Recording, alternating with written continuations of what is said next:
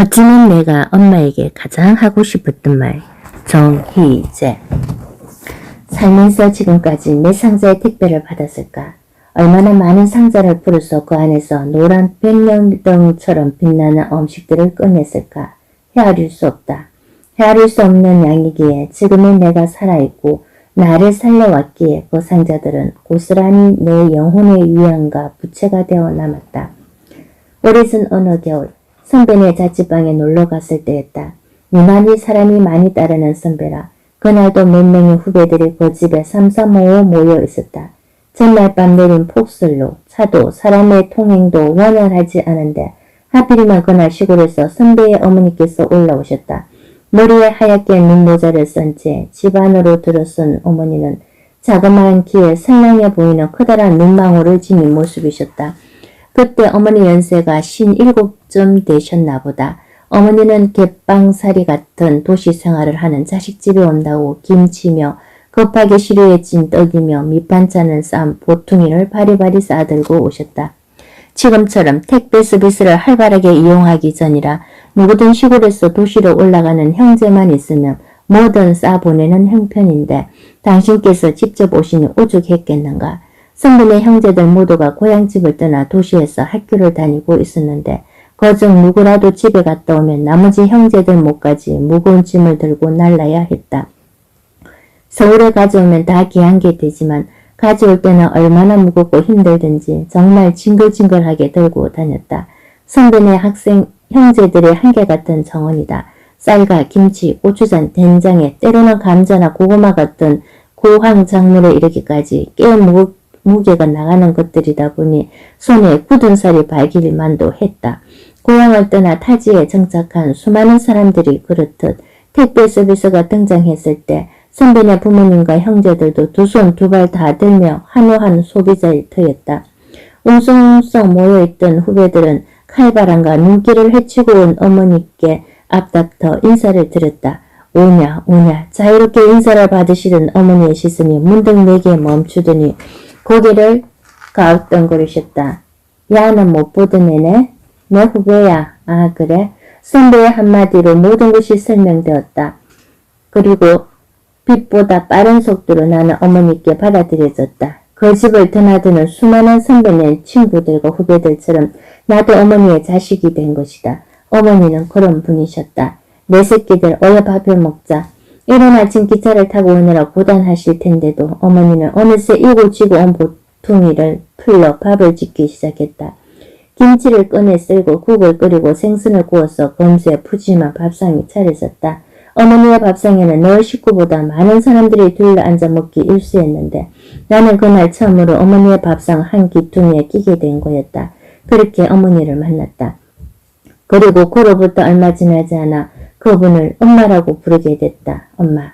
9살의 엄마를 잃은 뒤 유독 그 발음에 굳어있던 내 혀는 시골 엄마를 만나 아주 느린 속도로 풀리기 시작했다.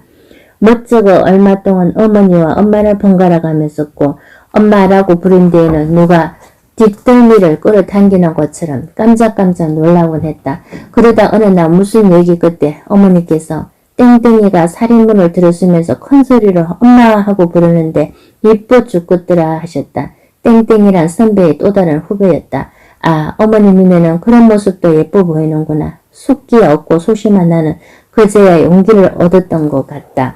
지금도 시골집 마당에 들어서서 엄마 하고 부를 때마다 그 음절들이 내 입과 성대를 울려나오는 걸 듣노라면 뭐라 형용할 수 없는 기분이 되곤 한다. 내게 엄마라고 부를 수 있는 존재가 있다는 것. 엄마라는 단어에 너무도 합당하며 존경할 만한 분이 있다는 사실에 얼마나 자주 놀라는지. 엄마와 인연을 맺은 뒤부터 엄마와 나 사이에 택배회사가 들어섰다. 중간에 엄마가 아주 바쁘거나 내가 밑에 떨어졌다는 말을 못해 몇 번 사먹은 걸 빼면 그때부터 쌀이며 김치며 장류를 거의 사먹지 않게 됐다. 세월이 흐를수록 엄마는 포장의 달인이 되어갔다. 어떻게 하면 김치 국물을 흘리지 않고 무사히 도착할 수 있게 하는지에 통달했고 쌀과 김치 사이에 콩이나 햄미를 넣는다거나 밀숫가루를 비롯한 각종 가루들을 넣어서 상자를 빈틈없이 채우는 비법도 터득했다.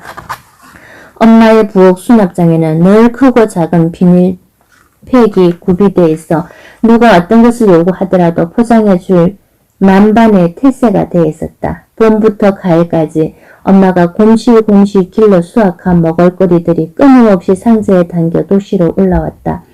그 많은 짐들을 싸면서 엄마가 유일하게 애로사항을 털어놓은 게 있다면 시골에선 종이 상자를 확보하기가 어렵다는 정도였다. 그러면 우리는 이제 택배는 그만 보내라고 말리기는 그냥 튼튼한 상자를 모아두었다가 가져다 드리곤 했다.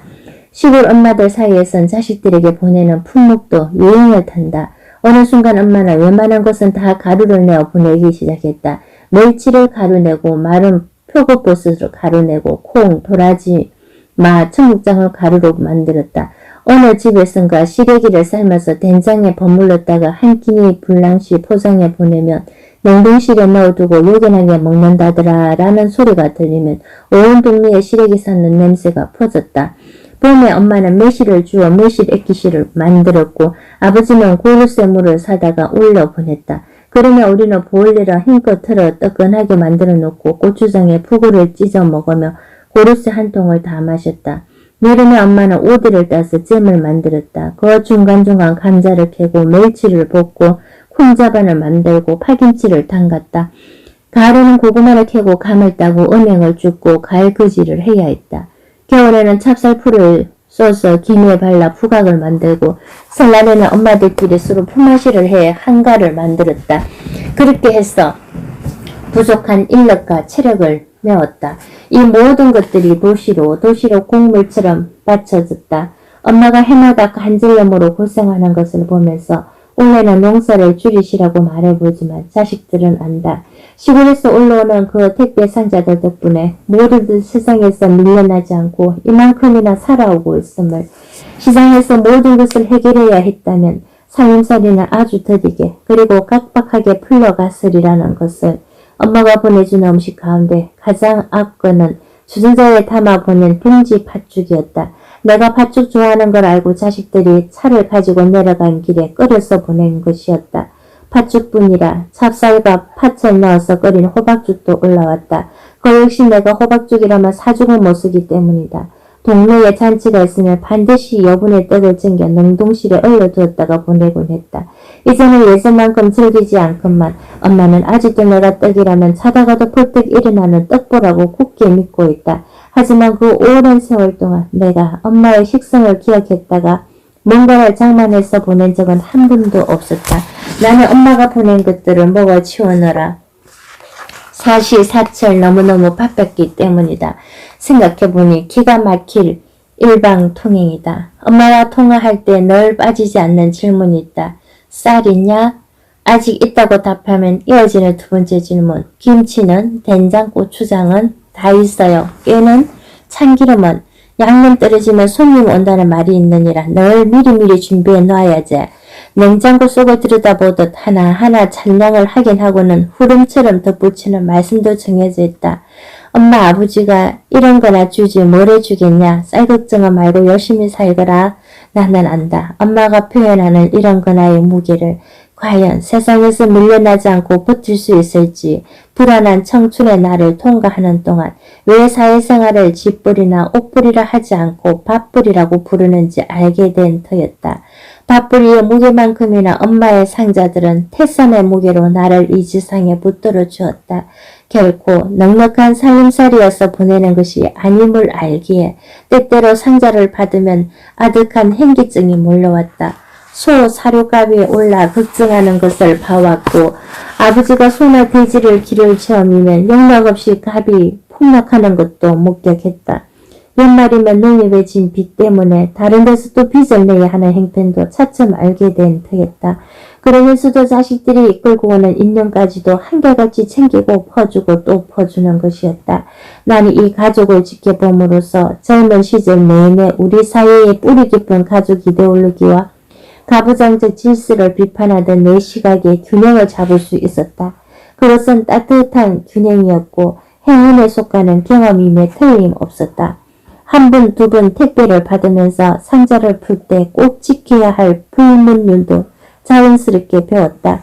시골의 아버지는 무엇인가를 묶었던 끈은 칼이나 가위로 쩍뚝 자르지 말고 시간과 노력을 들이더라도 손으로 풀라고 이러셨다. 그것은 아버지가 세상과 삶을 대하는 자세에 다름 아니었으며 매사에 정성을 들이라는 상 가르침이기도 했다. 그래서 선배네 형제들은 택배가 도착하면 우선 매덕 앞에 쭈그리고 앉아 끈을 본래 모습 그대로 풀어내기 위해 애를 썼다. 그런데 힘든 농사로 단련된 엄마의 아기 힘이 얼마나 센지 때때로 끈 풀기가 여간 어려운 게 아니었다.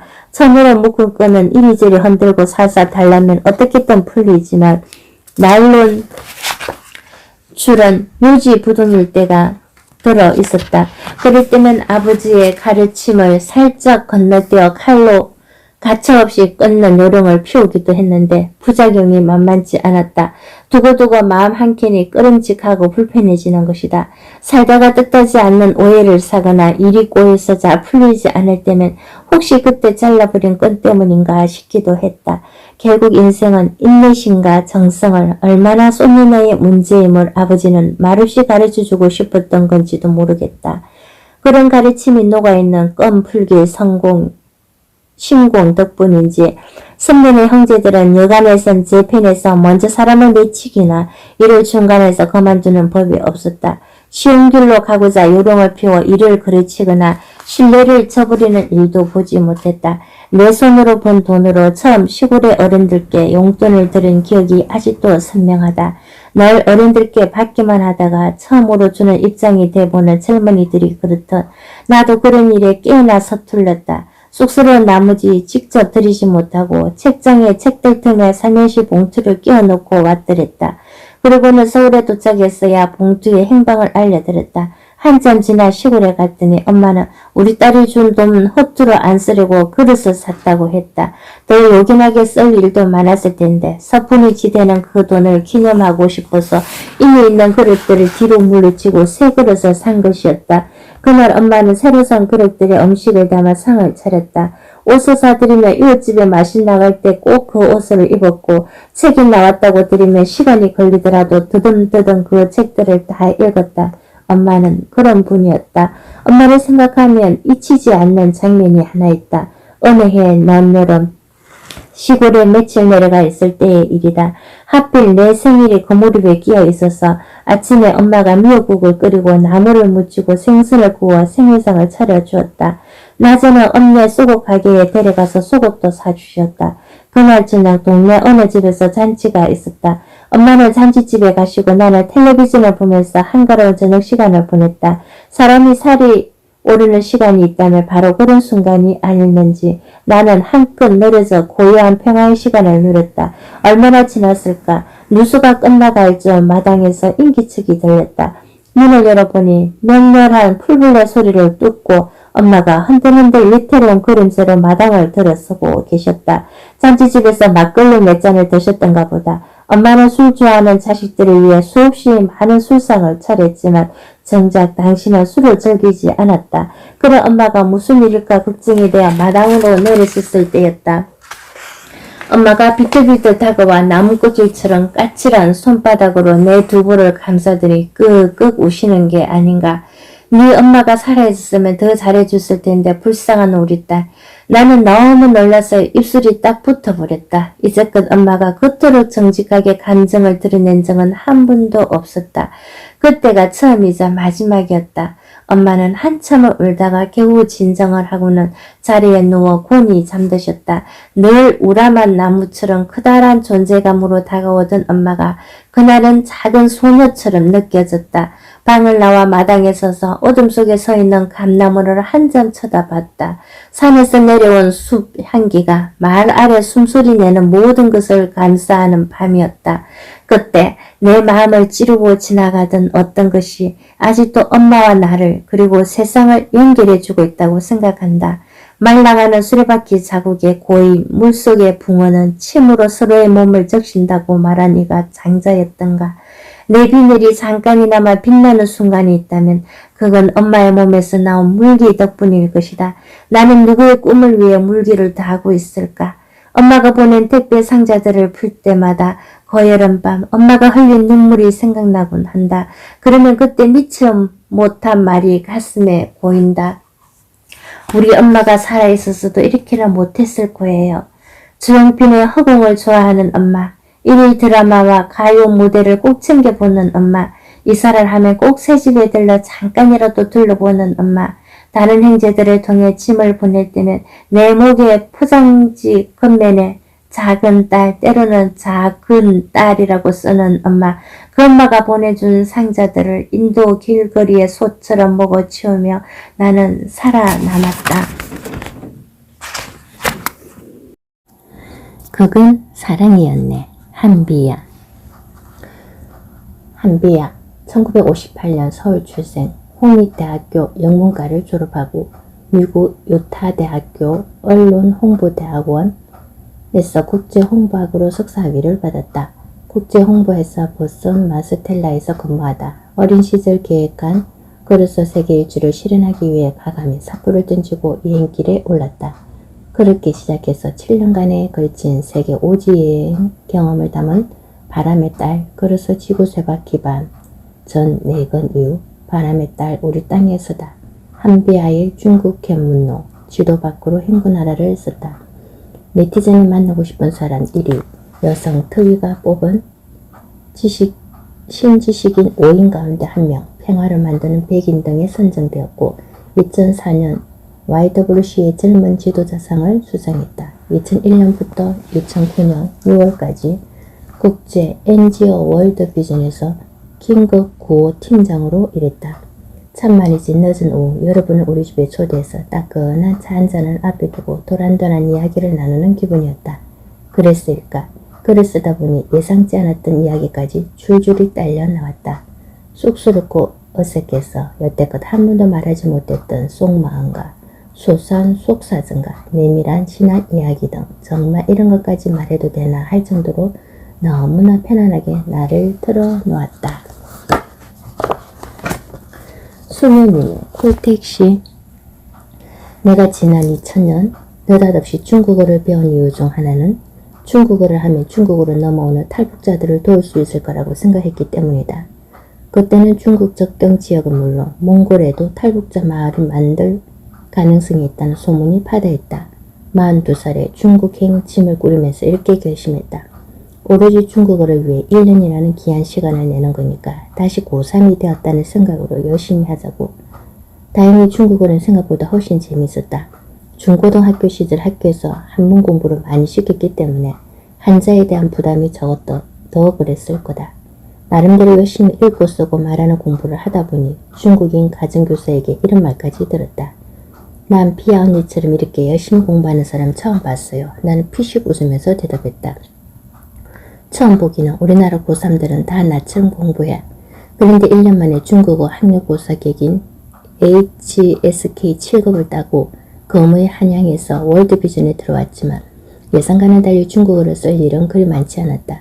어쩌다 한 번씩 국제회의에 참석한 중국계 주요 인사들과 중국어를 매개로 쉽게 친해진다든지 말레이시아로 출장 가서 그 나라의 부자 화상을 만났을 때 중국어로 열심히 월드비전을 소개하여 기업 차원의 제법 큰 후원을 이끌어냈다든지 하는 정도다. 현장에서 중국어가 결정적인 활약을 한 것은 미얀마라, 라오스 북부의 중국 접경 지역에서 월드비전이 벌이고 있는 프로젝트 몇 개의 진행 상황을 살펴보러 갔을 때가 전부였다. 지금도 잊어버릴까봐 아침마다 출근 준비를 하면서 30분씩 테이프를 들으며 큰 소리로 따라하고 있지만 언제쯤 중국어를 웅팡지게 써먹을 수 있을지는 모를 일이다. 그렇다고 중국어 배운 게 모두 헛일이 되었다는 얘기는 아니다. 덕분에 세계 도처에 있는 중국 음식점에서 제대로 된 중국 음식을 쉽게 먹을 수 있고 아프리카 오지에서도 중국인 식당 주인만 만나면 좋은 환율로 현지 돈을 바꿀 수 있고 현지 사정도 소속들이 알 수 있다. 그뿐이라 가끔이지만 중국어를 하는 덕에 하늘에서 내려온 천사도 되고 간절한 기도에 응답이 되기도 한다. 몇 년 전 일이다. 남아프리카 요하네스버그 공항에서 갈아탈 비행기를 기다리는데 50대 중반의 중국 아줌마가 미친듯이 매일 여우 중국어는 중국인 없어요 라고 외치는 게 보였다. 제가 한국 사람이지만 중국어를 좀 할 줄 아는데 무슨 일이세요? 내가 물었다. 반쯤 넋이 나간 아줌마가 하는 말. 내가 탈 비행기가 떠나버렸어요. 그 비행기 놓치면 난 끝장이에요. 정말 끝장이에요. 사색이 된 아줌마의 입술이 파르르 뚫렸다. 얼른 비행기표를 보니 요하네스버그 출발 07시라고 써여 있었다. 그때가 저녁 7시경이었다. 비엔 딴신 걱정 마세요. 이 비행기 출발 시간은 오늘 저녁 7시가 아니라 내일 아침 7시예요. 그러고는 겁에 질린 아줌마와 같이 항공사 데스크에 가서 비행편을 확인해 주었다. 항공사 직원은 내일 아침 5시에 오면 탑승권을 발급해 주겠다고 했지만 아줌마는 영어 한마디 못하는 자기 혼자 오면 이 사람들이 딴소리를 할 거라며 또 벌벌 떨었다. 하는 수 없이 그 직원에게 아줌마가 저렇게 불안해하는데 비행기표 뒷면에 내일 아침 5시에 오면 반드시 탑승권을 써주겠다고 쓰고 그 밑에 사인을 해주면 안 되겠냐고 부탁했다. 그 직원은 어이가 없는지 웃으면서도 순순히 그렇게 해주었다. 그제야 아줌마 얼굴이 환해졌다. 이 아줌마는 중국 남부 시골 출신인데 동네 사람들에게 막대한 빚을 내서 비행기표를 사고 비자를 받아서 케이프타운으로 일하러 가는 중이란다.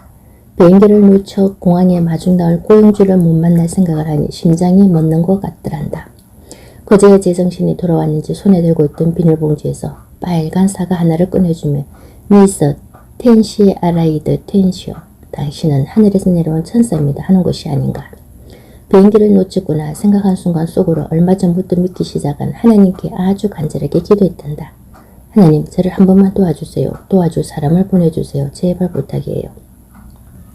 이렇게 기도하고 몇 분 지나지 않아 내가 하늘에서 뚝 떨어진 것처럼 불쑥 나타났다는 거다. 정말 고맙다며 이 은혜 잊지 않겠다며 이제부터 한국 사람들을 다 자기 연인으로 생각하겠단다. 조금 전까지 종이장처럼 하였던 아줌마 얼굴에 핏기가 돌아와 사과처럼 빨개졌다. 웃을 때 가지런한 이가 다 보이는 이 예쁘장한 아줌마가 안아주고 싶을 만큼 사랑스러웠다. 그까지 중국어 몇 마디로 결정적 도움을 주었다고 생각하니 아주 기분이 좋았다. 내가 아줌마 케이프타운에 가서 돈 많이 버세요 하며 작별 인사를 하고 있는데 공항이 떠나가듯이 안내방송이 나왔다. 한비아 고객님 이것이 마지막 콜입니다. 즉시 탑승구로 오시지 않으면 손님의 짐을 꺼내고 우리 비행기는 이로 가겠습니다. 화들짝 놀라 아줌마와 제대로 인사도 못 끝내고 탑승구를 향해 100m 달리기를 해야 했다. 손에 사과를 던지 뛰면서 생각했다. 중국어 배우기 정말 잘했지 뭐야. 아니면 내가 무슨 수로 하늘에서 내려온 천사가 되고 간절한 기도에 응답이 되겠느냐고.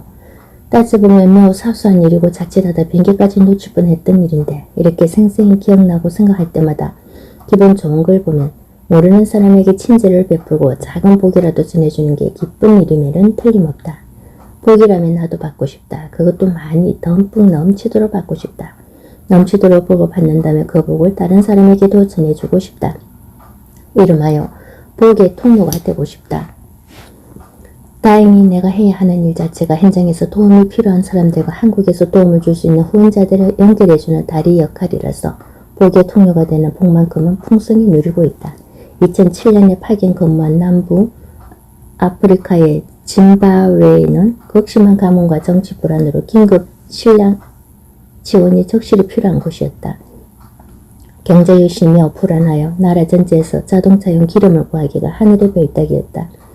우리 팀도 식량 운반 트럭용 기름을 구하지 못해 발을 동동 구른 적이 한두 번이 아니었다. 내가 머물렀던 현장은 수도인 하라데이에서 5시간 정도 떨어진 곳이었다. 한 번은 동료 3명과 하라데이에 있는 본부회의에 갈 일이었다. 성문지를 타고 길을 나서자마자 설날 길승길처럼 수많은 사람들이 팻말을 들고 있는 게 보였다. 장거리 버스가 기름 사정으로 사실상 운행을 정면 중단했기 때문에 얻어 탈 차를 무작정 기다리고 있는 거였다. 우리 차에는 한 사람을 더 태울 여유가 있었지만 단지 규정상 모르는 사람을 태울 수는 없었다. 그래도 길가에 서 있는 사람들이 지나쳐 가자니 마음이 불편했다. 1시간 남짓 달렸을까. 큰 길가 나무 밑에 70대 수녀님 한 분이 하라레라는 팻말을 들고 있는 게 눈에 띄어왔다. 순간 우리 4명은 눈을 마주치며 동시에 고개를 끄덕였다. 태워주자는 무근의 합의였다. 끼익 급정거를 해서 수녀님 앞에 차를 세웠다. 그런데 수녀님의 반응이 너무나 어이했다. 반가워서 용수줄이 튀어오르듯 뛰어올 줄 알았는데 마치 우리 차가 예약해둔 콜택시라도 되느냐 천천히 짐을 뒤 트렁크에 넣고는 고맙다는 말 한마디 없이 뒷자리에 앉는 게 아닌가. 차가 출발하고서야 애와해하는 우리에게 수녀님은 차분한 목소리로 말했다. 하나님께 감사드립니다. 여러분은 저희들 기도의 응답입니다. 우리가 기도의 응답이라니 사연인 적 이랬다. 이 원장 수녀님은 일주일 전부터 하라레에 갈 차편을 백방으로 알아보았지만 찾을 수가 없더란다. 볼일을 더 이상 미룰 수 없어서 어젯밤에 수녀원의 수녀님들이 모두 모여 이렇게 기도했단다. 하나님, 당신은 왜 우리가 하라리에 가야 하는지 잘 알고 계십니다. 내일까지는 꼭 가야 하는 것도 아십니다. 그러니까 내일 아침 8시에 큰 나무 밑으로 차를 보내주셔야겠습니다. 그럴 줄 믿겠습니다. 입을 쩍 부러졌다. 우리가 차를 세운 시간이 아침 8시였던 것이다. 아, 하나님은 수녀님의 간절한 기도를 들어주기 위해 우리를 쓰셨구나. 놀랍기도 하고 기쁘기도 하고 고맙기도 했다. 자기도 모르게 복의 통로가 되는 일, 일하다 보면 이런 비슷한 경우를 무수히 만난다. 후원자들이 자신의 후원하는 해외 아동을 방문하는 프로그램으로 아프리카 말라위에 갔을 때다. 에이즈가 한 마을을 완전히 초토화해버린 곳이었다. 일할 만한 장년층은 전부 에이즈에 걸려 농사 지을 사람이었고 마을의 유일한 교사와 보건요원도 에이즈로 죽어 학교와 보건소는 문을 닫았다. 부모를 다 에이즈로 여인 고아의 수가 마을 전체 어린이의 3분의 1이 넘었다. 우리가 찾아간 12살 소녀 사무엘은 후원 아동이 행위였는데 에이즈 고아이자 에이즈 환자였다. 엄마가 에이즈에 걸린 채 사무엘을 낳아 수직 감염된 거란다. 외적 마른 몸은 온통 부스럼 투성이에 기침까지 심했다. 안내자의 말로는 6개월 이상 살기가 힘들단다. 이 집 아이의 후원자는 서울에서 출발할 때부터 몹시 깝깝스럽고 불평불만이 많았던 50대 남성인데 에이즈에 걸린 사무엘에게 가까이 가는 게 끊임직했는지 굳은 얼굴로 멀마치에 서 있었다. 그런데 숨쉬기도 어려워하는 사무엘에게 이분이 동생의 후원자라고 소개하니까 눈이 둥그레져서 말까지 듣어보면 이렇게 말하는 게 아닌가. 이분이 제 동생의 후원자라고요? 고 고맙습니다. 다 당신은 제 간절한 기도의 응답이십니다. 아니 방금 만난 사람이 어떻게 기도의 응답이란 말인가. 알고 보니 사무엘은 1년 전 엄마마저 이런 후보도 하나님께 자기는 어찌되어도 좋으니 10살, 6살 두 동생만은 굶지 않고 학교에 다니게 해달라고 밤낮으로 기도했단다. 아프면 아플수록 더 열심히 기도했는데 마침내 3달 전 동생들이 한국의 후원자와 결연되었다고 말하면서 그 후원자의 손을 덥석 잡았다. 순간 그가 아이의 손을 부리치며 어찌나 조마조마했는데 웬걸. 놀랍게도 그 후원자가 부스럼 투성이인 사무엘을 힘껏 안아주는 게 아닌가. 여행 중 처음으로 만면에 웃음까지 뜨면서 말이다. 어찌 이 사람뿐일까. 월드비전 33만 명의 후원자 한 명 한 명이 인도에서, 에티오피아에서, 볼리비아에서 고통받는 아이들이 하나님께 드린 기도의 응답이요 복의 통로다. 기쁜 일이다. 멋진 일이다. 정말 복 받을 일이다. 나도 하나님께 이런 복을 많이 받고 싶다. 내 기도가 응답되는 복도 받고 싶지만 누군가의 간절한 기도의 응답이 되는 복 또한 한껏 받고 싶다. 언감생심, 복의 원천까지는 바라지 않지만 적어도 복을 전달해주는 통로는 꼭 되고 싶다. 복이 들어와 쌓이는 복의 종착지가 아니라 들어와 쌓인 복이 골고루 나누어지는 복의 환성역이 되고 싶다. 그래서 하나님의 평화의 도구가 되고 싶다. 내가 다니는 성당에서는 수십 년 동안 성 프란치스코의 평화를 위한 기도로 미사를 마쳤다. 그때는 늘 하는 여러 기도문 중 하나라니 생각했는데 축복의 통로가 되고 싶어진 요즘 다시 보니 얼마나 아름다운 기도문인지 모르겠다. 이 아름다운 기도문을 여러분께 선물로 드리고 싶다. 부디 소리내어 읽어보시고 마음으로 받아주시기 바란다. 기독교 신자가 아닌 사람들은 각자가 믿는 신에게 드리는 기도라고 생각하면 좋겠다. 평화를 위한 기도.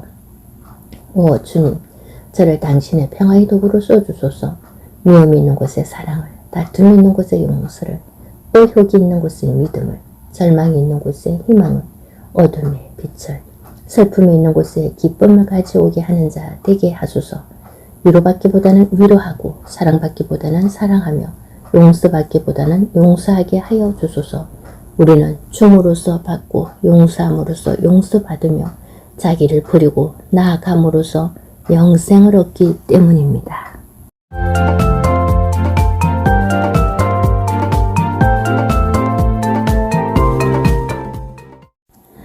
극은 사랑이었네. 한비야. 한비야, 1958년 서울 출생, 홍익대학교 영문과를 졸업하고 미국 유타대학교 언론홍보대학원에서 국제홍보학으로 석사학위를 받았다. 국제홍보회사 보스턴 마스텔라에서 근무하다 어린 시절 계획한 그로서 세계 일주를 실현하기 위해 과감히 삿불을 던지고 여행길에 올랐다. 그렇게 시작해서 7년간에 걸친 세계 오지 여행 경험을 담은 바람의 딸, 그로서 지구 쇠바퀴 반, 전 4건 이후 바람의 딸 우리 땅에서다. 한비아의 중국 견문로, 쥐도 밖으로 행군하라를 썼다. 네티즌이 만나고 싶은 사람 1위, 여성 특위가 뽑은 신지식인 5인 가운데 1명, 평화를 만드는 백인 등에 선정되었고 2004년 YWC의 젊은 지도자상을 수상했다. 2001년부터 2009년 6월까지 국제 NGO 월드 비전에서 긴급 구호 팀장으로 일했다. 참말이지 늦은 오후 여러분을 우리 집에 초대해서 따끈한 차 한잔을 앞에 두고 도란도란 이야기를 나누는 기분이었다. 그랬을까? 글을 쓰다 보니 예상치 않았던 이야기까지 줄줄이 딸려 나왔다. 쑥스럽고 어색해서 여태껏 한 번도 말하지 못했던 속마음과 소소한 속사정과 내밀한 신한 이야기 등 정말 이런 것까지 말해도 되나 할 정도로 너무나 편안하게 나를 틀어놓았다. 수년 후 콜택시. 내가 지난 2000년 느닷없이 중국어를 배운 이유 중 하나는 중국어를 하면 중국으로 넘어오는 탈북자들을 도울 수 있을 거라고 생각했기 때문이다. 그때는 중국 접경 지역은 물론 몽골에도 탈북자 마을을 만들 가능성이 있다는 소문이 파다했다. 42살에 중국행 짐을 꾸리면서 이렇게 결심했다. 오로지 중국어를 위해 1년이라는 귀한 시간을 내는 거니까 다시 고3이 되었다는 생각으로 열심히 하자고. 다행히 중국어는 생각보다 훨씬 재미있었다. 중고등학교 시절 학교에서 한문 공부를 많이 시켰기 때문에 한자에 대한 부담이 적었던 더 그랬을 거다. 나름대로 열심히 읽고 쓰고 말하는 공부를 하다 보니 중국인 가정교사에게 이런 말까지 들었다. 난 피아 언니처럼 이렇게 열심히 공부하는 사람 처음 봤어요. 나는 피식 웃으면서 대답했다. 처음 보기는 우리나라 고3들은 다 나처럼 공부해. 그런데 1년 만에 중국어 학력고사 객인 HSK 7급을 따고 그 업무에 한양에서 월드비전에 들어왔지만 예상과는 달리 중국어를 쓸 일은 그리 많지 않았다. 어쩌다 한 번씩 국제회의에 참석한 중국계 주요 인사들과 중국어를 매개로 쉽게 친해진다든지 말레이시아로 출장 가서 그 나라의 부자 화상을 만났을 때 중국어로 열심히 월드비전을 소개하여 기업 차원의 제법 큰 후원을 이끌어냈다든지 하는 정도다. 현장에서 중국어가 결정적인 활약을 한 것은 미얀마라, 라오스 북부의 중국 접경 지역에서 월드비전이 벌이고 있는 프로젝트 몇 개의 진행 상황을 살펴보러 갔을 때가 전부였다. 지금도 잊어버릴까봐 아침마다 출근 준비를 하면서 30분씩 테이프를 들으며 큰소리로 따라하고 있지만 언제쯤 중국어를 웅팡지게 써먹을 수 있을지는 모를 일이다. 그렇다고 중국어 배운 게 모두 헛일이 되었다는 얘기는 아니다. 덕분에 세계 도처에 있는 중국 음식점에서 제대로 된 중국 음식을 쉽게 먹을 수 있고 아프리카 오지에서도 중국인 식당 주인만 만나면 좋은 환율로 현지 돈을 바꿀 수 있고 현지 사정도 소속들이 알 수 있다. 그뿐이라 가끔이지만 중국어를 하는 덕에 하늘에서 내려온 천사도 되고 간절한 기도에 응답이 되기도 한다. 몇 년 전 일이다. 남아프리카 요하네스버그 공항에서 갈아탈 비행기를 기다리는데 50대 중반의 중국 아줌마가 미친듯이 매일 여우 중국어를 중국인 없어요 라고 외치는 게 보였다. 제가 한국 사람이지만 중국어를 좀 할 줄 아는데 무슨 일이세요? 내가 물었다. 반쯤 넋이 나간 아줌마가 하는 말. 내가 탈 비행기가 떠나버렸어요. 그 비행기 놓치면 난 끝장이에요. 정말 끝장이에요. 사색이 된 아줌마의 입술이 파르르 뚫렸다. 얼른 비행기표를 보니 요하네스버그 출발 07시라고 써여 있었다. 그때가 저녁 7시경이었다. 비엔 딴신 걱정 마세요. 이 비행기 출발 시간은 오늘 저녁 7시가 아니라 내일 아침 7시예요. 그러고는 겁에 질린 아줌마와 같이 항공사 데스크에 가서 비행편을 확인해 주었다. 항공사 직원은 내일 아침 5시에 오면 탑승권을 발급해 주겠다고 했지만 아줌마는 영어 한마디 못하는 자기 혼자 오면 이 사람들이 딴소리를 할 거라며 또 벌벌 떨었다. 하는 수 없이 그 직원에게 아줌마가 저렇게 불안해하는데 비행기표 뒷면에 내일 아침 5시에 오면 반드시 탑승권을 써주겠다고 쓰고 그 밑에 사인을 해주면 안 되겠냐고 부탁했다. 그 직원은 어이가 없는지 웃으면서도 순순히 그렇게 해주었다. 그제야 아줌마 얼굴이 환해졌다. 이 아줌마는 중국 남부 시골 출신인데 동네 사람들에게 막대한 빚을 내서 비행기표를 사고 비자를 받아서 케이프타운으로 일하러 가는 중이란다. 비행기를 놓쳐 공항에 마중 나올 고용주를 못 만날 생각을 하니 심장이 멎는 것 같더란다. 그제야 제정신이 돌아왔는지 손에 들고 있던 비닐봉지에서 빨간 사과 하나를 꺼내주며 미스 텐시 아라이드 텐시오 당신은 하늘에서 내려온 천사입니다 하는 것이 아닌가. 비행기를 놓쳤구나 생각한 순간 속으로 얼마 전부터 믿기 시작한 하나님께 아주 간절하게 기도했단다. 하나님, 저를 한 번만 도와주세요. 도와줄 사람을 보내주세요. 제발 부탁이에요. 이렇게 기도하고 몇 분 지나지 않아 내가 하늘에서 뚝 떨어진 것처럼 불쑥 나타났다는 거다. 정말 고맙다며 이 은혜 잊지 않겠다며 이제부터 한국 사람들을 다 자기 은인으로 생각하겠단다. 조금 전까지 종이장처럼 하얗던 아줌마 얼굴에 핏기가 돌아와 사과처럼 빨개졌다. 웃을 때 가지런한 이가 다 보이는 이 예쁘장한 아줌마가 안아주고 싶을 만큼 사랑스러웠다. 그까지 중국어 몇 마디로 결정적 도움을 주었다고 생각하니 아주 기분이 좋았다. 내가 아줌마 케이프타운에 가서 돈 많이 버세요 하며 작별 인사를 하고 있는데 공항이 떠나가듯이 안내방송이 나왔다. 한비아 고객님, 한비아 고객님, 이것이 마지막 콜입니다. 즉시 탑승구로 오시지 않으면 손님의 짐을 꺼내고 우리 비행기는 이로 가겠습니다. 화들짝 놀라 아줌마와 제대로 인사도 못 끝내고 탑승구를 향해 100m 달리기를 해야 했다. 손에 사과를 던지 떼면서 생각했다. 중국어 배우기 정말 잘했지 뭐야. 아니면 내가 무슨 수로 하늘에서 내려온 천사가 되고 간절한 기도에 응답이 되겠느냐고. 따져보면 매우 사소한 일이고 자칫하다 비행기까지 놓칠 뻔했던 일인데 이렇게 생생히 기억나고 생각할 때마다 기분 좋은 걸 보면 모르는 사람에게 친절을 베풀고 작은 복이라도 전해주는 게 기쁜 일이면은 틀림없다. 복이라면 나도 받고 싶다. 그것도 많이 듬뿍 넘치도록 받고 싶다. 넘치도록 복을 받는다면 그 복을 다른 사람에게도 전해주고 싶다. 이름하여 복의 통로가 되고 싶다. 다행히 내가 해야 하는 일 자체가 현장에서 도움이 필요한 사람들과 한국에서 도움을 줄 수 있는 후원자들을 연결해주는 다리 역할이라서 복의 통로가 되는 복만큼은 풍성히 누리고 있다. 2007년에 파견 근무한 남부 아프리카의 짐바브웨는 극심한 가뭄과 정치 불안으로 긴급 식량 지원이 적실히 필요한 곳이었다. 경제 열심히며 불안하여 나라 전체에서 자동차용 기름을 구하기가 하늘의 별따기였다. 우리 팀도 식량 운반 트럭용 기름을 구하지 못해 발을 동동 구른 적이 한두 번이 아니었다. 내가 머물렀던 현장은 수도인 하라데이에서 5시간 정도 떨어진 곳이었다. 한 번은 동료 3명과 하라데이에 있는 본부회의에 갈 일이었다. 성령차를 타고 길을 나서자마자 설날 길성길처럼 수많은 사람들이 팻말을 들고 있는 게 보였다. 장거리 버스가 기름 사정으로 사실상 운행을 정면 중단했기 때문에 얻어 탈 차를 무작정 기다리고 있는 거였다. 우리 차에는 한 사람을 더 태울 여유가 있었지만 단지 규정상 모르는 사람을 태울 수는 없었다. 그래도 길가에 서 있는 사람들이 지나쳐 가자니 마음이 불편했다. 1시간 남짓 달렸을까. 큰 길가 나무 밑에 70대 수녀님 한 분이 하라레라는 팻말을 들고 있는 게 눈에 띄어왔다. 순간 우리 4명은 눈을 마주치며 동시에 고개를 끄덕였다. 태워주자는 무근의 합의였다. 끼익 급정거를 해서 수녀님 앞에 차를 세웠다. 그런데 수녀님의 반응이 너무나 의외였다.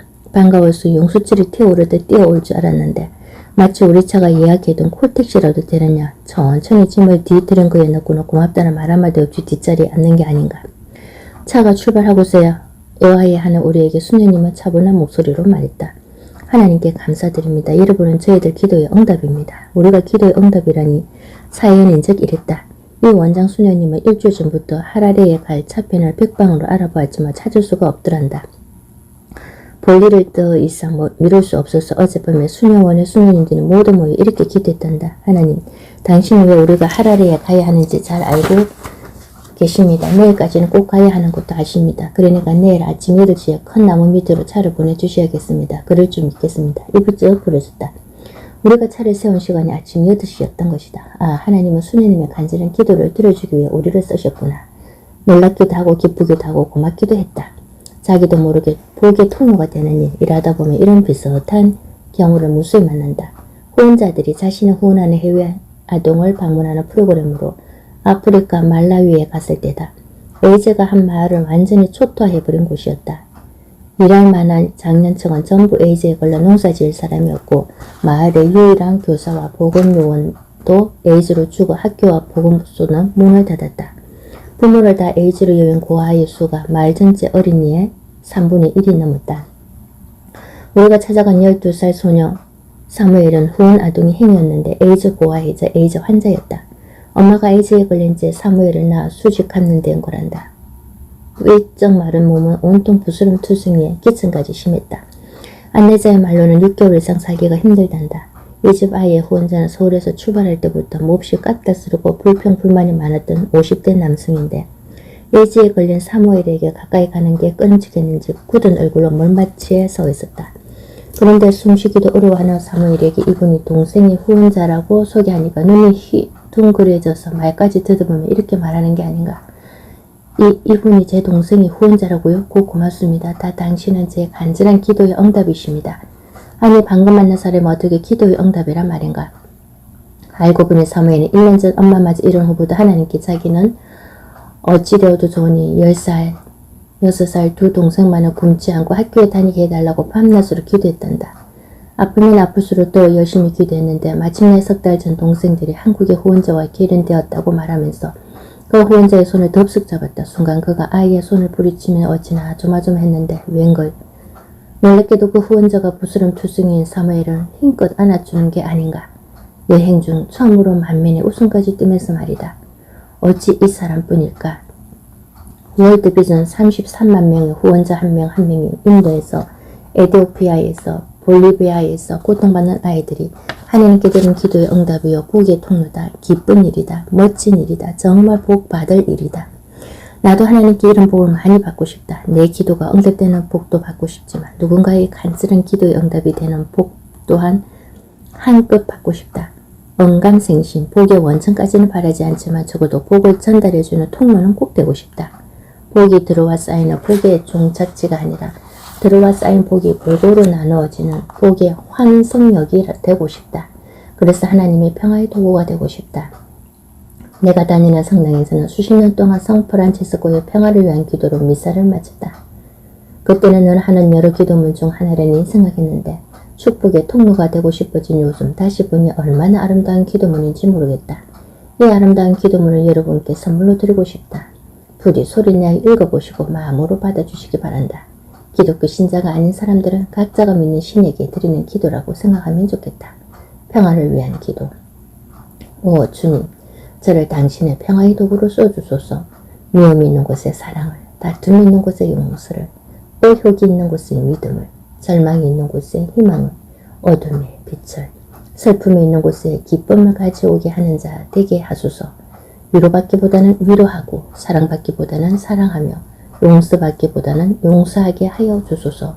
우리는 줌으로써 받고 용서함으로써 용서받으며 자기를 버리고 나아감으로써 영생을 얻기 때문입니다.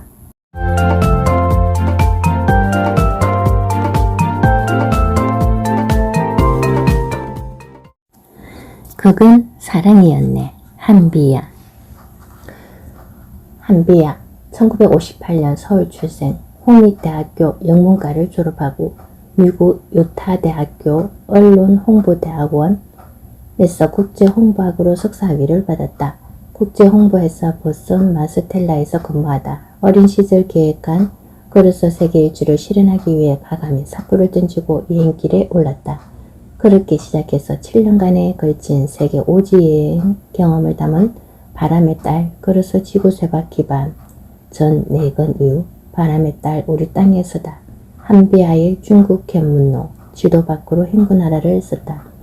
네티즌이 만나고 싶은 사람 1위, 여성 특위가 뽑은 신지식인 5인 가운데 1명, 평화를 만드는 백인 등에 선정되었고 2004년 YWC의 젊은 지도자상을 수상했다. 2001년부터 2009년 6월까지 국제 NGO 월드비전에서 긴급 구호 팀장으로 일했다.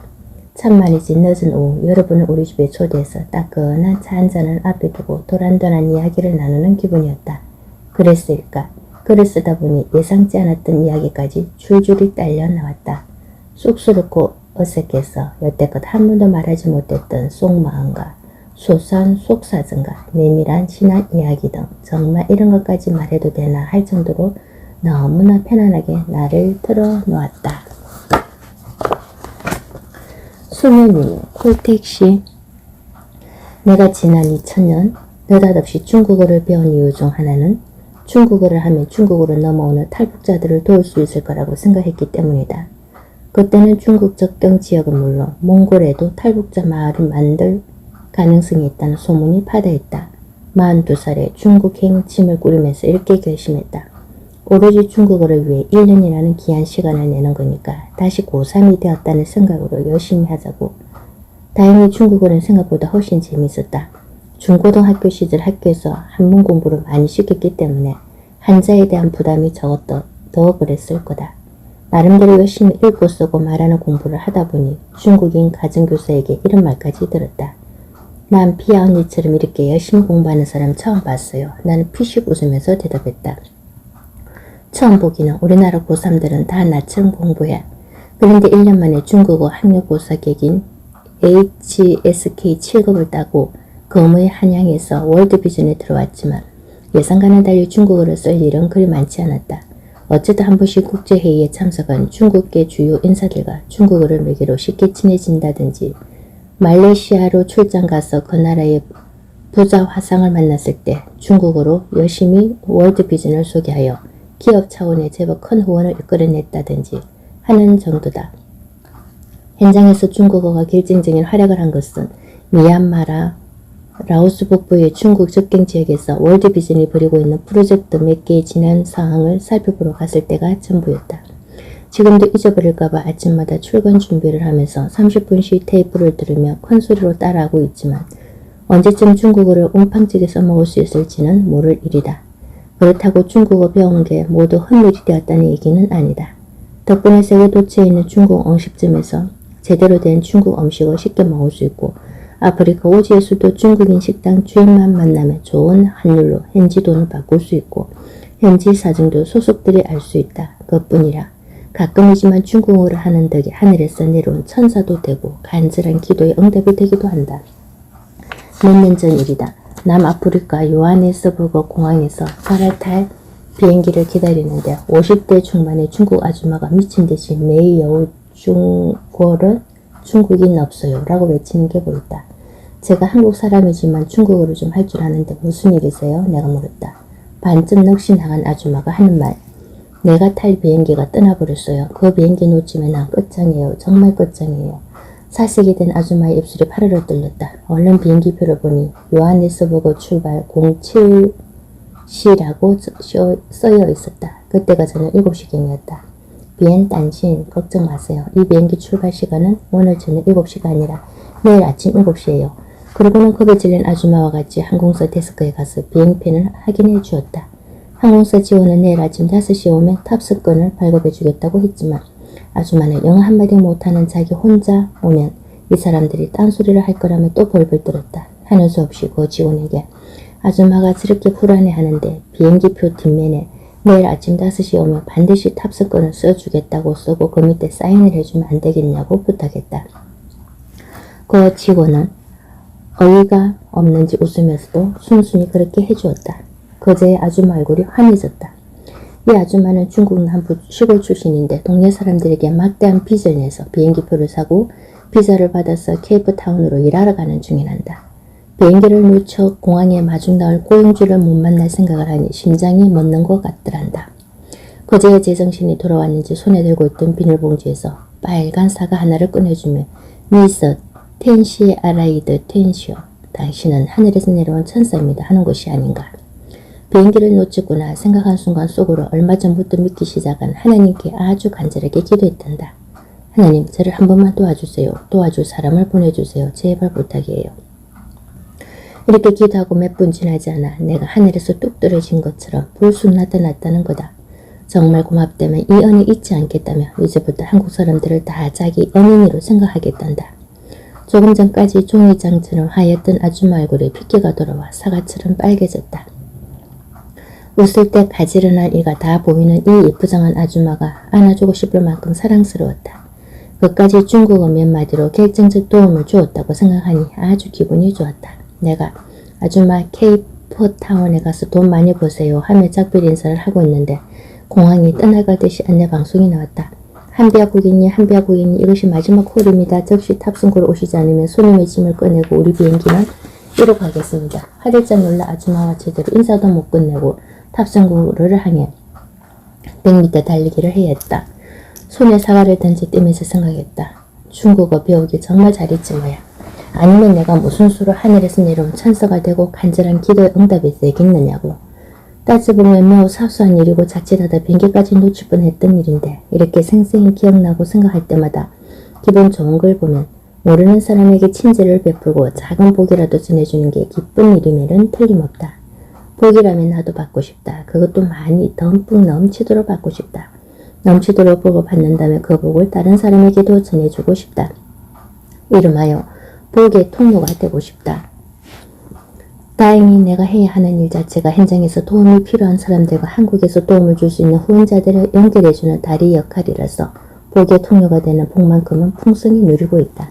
2007년에 파견 근무한 남부 아프리카의 짐바브웨는 극심한 가뭄과 정치 불안으로 긴급 식량 지원이 적실히 필요한 곳이었다. 경제 열심이며 불안하여 나라 전체에서 자동차용 기름을 구하기가 하늘의 별따기였다. 우리 팀도 식량 운반 트럭용 기름을 구하지 못해 발을 동동 구른 적이 한두 번이 아니었다. 내가 머물렀던 현장은 수도인 하라데이에서 5시간 정도 떨어진 곳이었다. 한 번은 동료 3명과 하라데이에 있는 본부회의에 갈 일이었다. 성문지를 타고 길을 나서자마자 설날 길승길처럼 수많은 사람들이 팻말을 들고 있는 게 보였다. 장거리 버스가 기름 사정으로 사실상 운행을 정면 중단했기 때문에 얻어 탈 차를 무작정 기다리고 있는 거였다. 우리 차에는 한 사람을 더 태울 여유가 있었지만 단지 규정상 모르는 사람을 태울 수는 없었다. 그래도 길가에 서 있는 사람들이 지나쳐 가자니 마음이 불편했다. 1시간 남짓 달렸을까. 큰 길가 나무 밑에 70대 수녀님 한 분이 하라레라는 팻말을 들고 있는 게 눈에 띄어왔다. 순간 우리 4명은 눈을 마주치며 동시에 고개를 끄덕였다. 태워주자는 무근의 합의였다. 끼익 겁장거를 해서 수녀님 앞에 차를 세웠다. 그런데 수녀님의 반응이 너무나 의외였다. 반가워서 용수줄이 튀어오르듯 뛰어올 줄 알았는데 마치 우리 차가 예약해둔 콜택시라도 되느냐 천천히 짐을 뒤 트렁크에 넣고는 고맙다는 말 한마디 없이 뒷자리에 앉는 게 아닌가. 차가 출발하고서야 의아해하는 우리에게 수녀님은 차분한 목소리로 말했다. 하나님께 감사드립니다. 여러분은 저희들 기도의 응답입니다. 우리가 기도의 응답이라니 사연인 적 이랬다. 이 원장 수녀님은 일주일 전부터 하라레에 갈 차편을 백방으로 알아보았지만 찾을 수가 없더란다.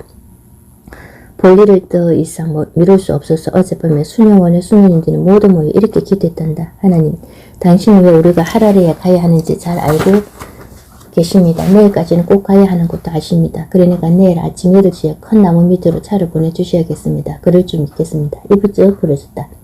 우리가 차를 세운 시간이 아침 8시였던 것이다. 아, 하나님은 수녀님의 간절한 기도를 들어주기 위해 우리를 쓰셨구나. 놀랍기도 하고 기쁘기도 하고 고맙기도 했다.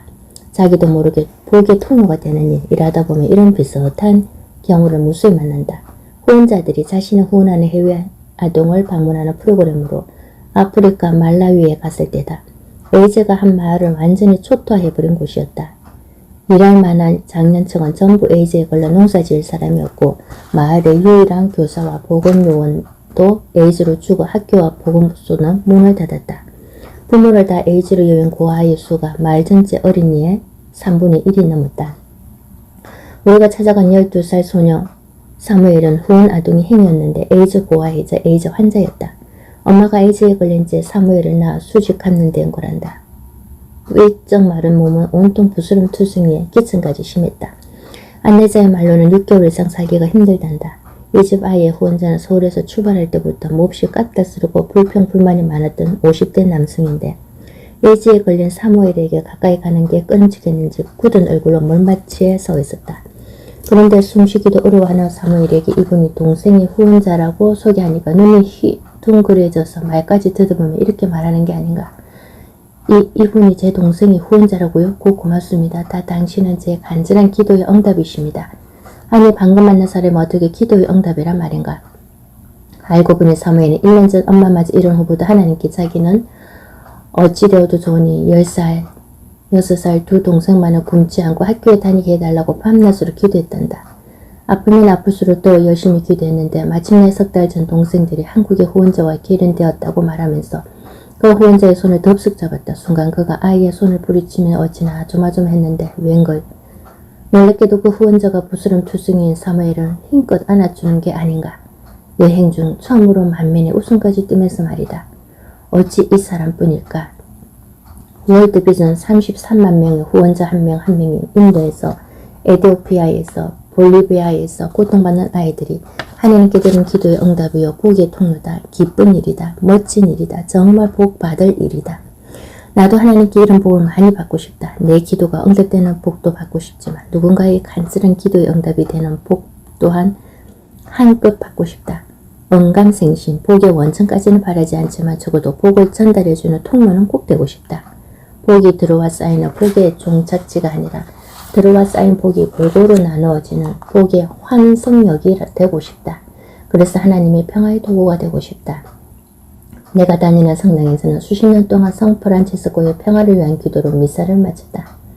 그때는 늘 하는 여러 기도문 중 하나라니 생각했는데 축복의 통로가 되고 싶어진 요즘 다시 보니 얼마나 아름다운 기도문인지 모르겠다. 이 아름다운 기도문을 여러분께 선물로 드리고 싶다. 부디 소리내어 읽어보시고 마음으로 받아주시기 바란다. 기독교 신자가 아닌 사람들은 각자가 믿는 신에게 드리는 기도라고 생각하면 좋겠다. 평화를 위한 기도. 오 주님, 저를 당신의 평화의 도구로 써주소서. 미움이 있는 곳에 사랑을, 다툼이 있는 곳에 용서를, 의혹이 있는 곳에 믿음을, 절망이 있는 곳에 희망을, 어둠의 빛을, 슬픔이 있는 곳에 기쁨을 가져오게 하는 자 되게 하소서. 위로받기보다는 위로하고 사랑받기보다는 사랑하며 용서받기보다는 용서하게 하여 주소서. 우리는 줌으로써 받고 용서함으로써 용서받으며 자기를 버리고 나아감으로써 영생을 얻기 때문입니다.